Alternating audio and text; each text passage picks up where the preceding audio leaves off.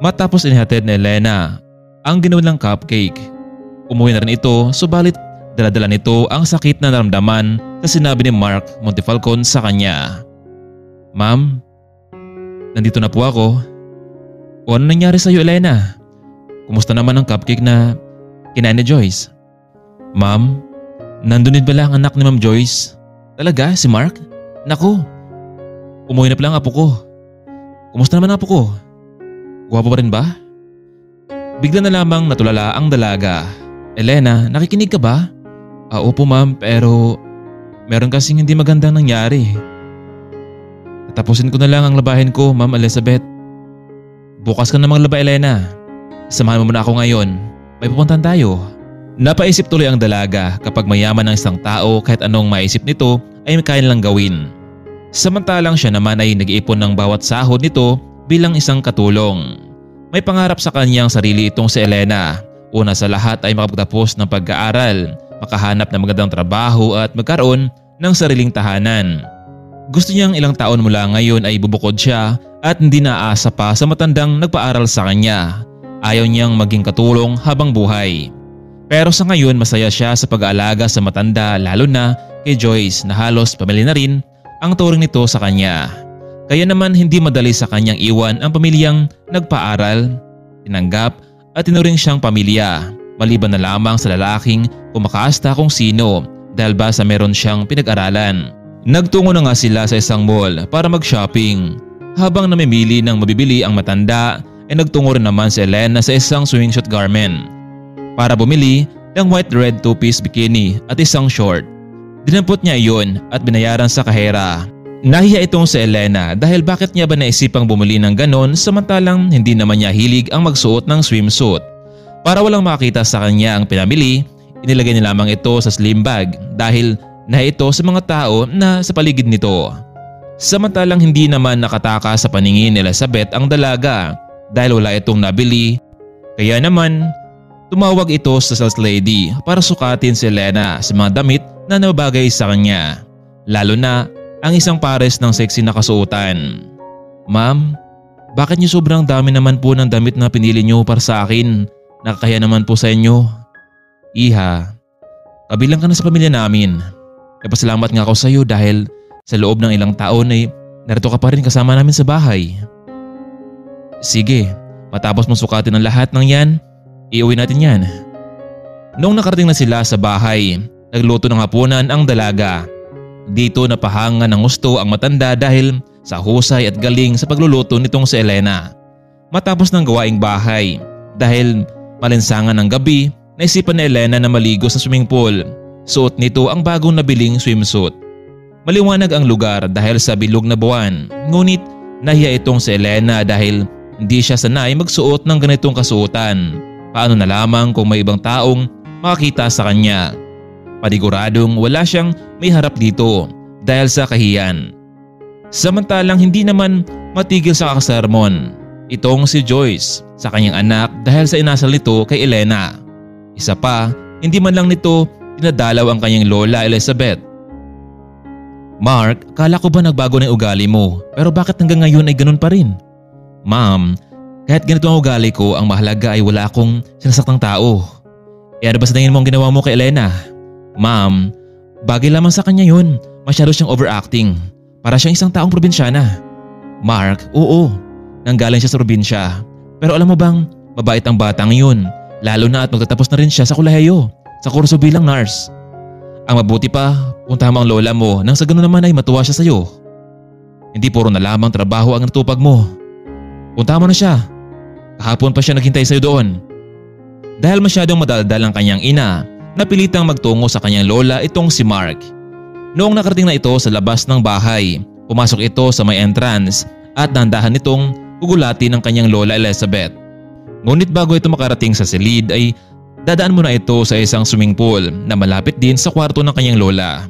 Ngunit laking gulat ni Mark dahil may isang magandang dilag na naliligo sa swimming pool. Dahil sa sinag ng buwan, kitang-kita niya ang kabuang ganda ng dalaga. Ang sarap pagmasdan na babaeng para sa kanya ay talagang sobrang ganda. Excuse me miss? Meron bang lola ko? Biglang napasigaw itong si Elena dahil nasa kanyang harapan ngayon ang isang lalaki na halos hindi makilos ang mata nito sa katitingin sa kanya. Ngunit ngayon lamang napagtanto ni Mark kung sino ang babaeng nasa swimming pool. Ikaw na probinsyana ka? Ang sarap naman ng buhay mo, no? Maligo-ligo ka lamang dyan sa bahay ng lola ko? Pwede ba umalis ka na dito? Nakita mo naman di ba naligo ako? So, ako patuloy ngayon ang aalis dito samantalang bahay ito ng lola ko.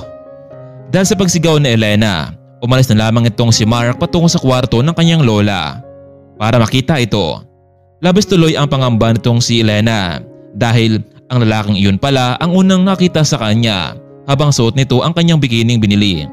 Dahil doon, agad na rin itong napabalikwas, kinuha nito ang tuwalya at nagtungo na rin sa kanyang kwarto. Nasa tapat naman ng pintuan ng kanyang lola itong si Mark para sorpresahin ito ang kanyang lola Elizabeth. Grandma, I'm here. Mark, akala ko nakalimutan mo na ako. Lola, hindi ko naman kayo makalimutan. Magagawa ko ba yun? You're the best, Grandma. O siya, mabuti naman at nandito ka. Marahil nakita mo na siguro si Elena. Kasama ko sa bahay. Maganda yun. Yes Lola, nakita ko nga siya kanina. Naliligo sa pool. At pinapayagan niyo siyang maligo doon? Naku Mark, mukhang mainit yata ang ulo mo sa kanya. May nagawa ba siyang mali sa'yo? Yes Grandma, it's overacting. Nakita ko siya kanina nakasuot ng bikini. Siya pang may ganang magalit sa akin. Naku Mark, kailangan niyo siguro mag-ayos na Elena. Ang totoo, mabait naman talaga ang batang yon. In fact, magtatapos na siya ngayon sa kurso bilang nurse. And guess what? Siya ang magiging personal nurse natin sa pamilya natin. Nako, sa palagay ko Grandma, hindi kami magkasundo nun. Hay nako, ngayon lang ay para kayong aso at pusa pero at the end, baka naman ay magkakagusto ka sa kanya. Grandma, para ka rin si Mami. Gusto niya makipagkaibigan ako sa kanya. So baeng yun nakatulong natin. Mark, please. Magdandahan ka naman sa panalita mo. Yes, isa siyang katulong but then after she graduate and pass the licensure exam, you'll never call katulong sa kanya. Basta Grandma, wala akong ibang pinuntahan dito kundi kayo lamang. O siya, tara na nga. Natikman mo na ba ang pinadala kong cupcake sa mami mo?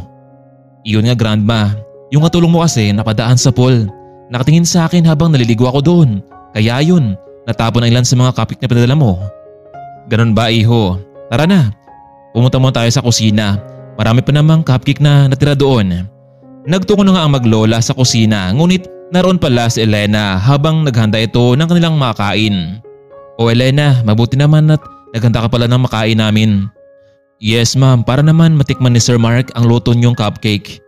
Basa pang buhok ng dalaga marahil agad itong nagbihis sa kwarto at agad nagpunta sa kusina dahil alam nitong bumisita ang apo ng kanyang amo na sobrang sama ng ugali. Ganon pa man ay kahit napahiya ito ay nilok namang niya ang kanyang kahiyan. Mark, ipinapakilala ko pala sa iyo si Elena. Hindi ba maganda siya? Oo naman Lola, maganda siya pero ano Mark? Never mind Lola. Pahingi ako ng cupcake, matikman ko nga kung gano'ng kasarap yan. Wow Lola, the best talagang luto nyo. Ito's my first time na makain ako ng ganito. Iho, not me. Si Elena ang nagluto niyan. Well, I'm glad dahil nagustuhan mo ang luto ni Elena. Lola, akala ko ba ikaw nagluto nito? Mamaya baka may gayuma ito at baka may masamang mangyari sa akin. Naku Mark, kahit wala yung gayuma, hindi naman matatanggi na maganda talaga si Elena, di ba? Bigla tuloy na mula ang pisngi ng dalaga sa sinabi ng matanda sa kanya ngunit nadismaya ito sa sinabi ng binata sa kanya. Sir, kung may gayuma man po ang niluto kong yan, sisiguraduhin kong hindi kayo ang magiging biktima nito. Tingnan mo nga Lola at sumasagot pa. Hay nako, para kayo talagang aso at pusa. Pero alam nyo ba na may nagkakatuluyan sa ganyan? No way! Agad na talikuran ang dalawa. Makinig kayong dalawa. Nag-usap na kami ni Joyce. Lola, tungkol sa naman yun. Basta, malaman nyo na lamang bukas. Sasangayon kaya ang dalawa sa napag-usapan na mag-ina lalo na ngayon na para silang aso at pusa ang turingan sa bawat isa. Kaya mga kaibigan, huwag po nating kaligtaan ang susunod na kwento sa mumuong pag-ibigan ni Elena at Mark sa ating part 3.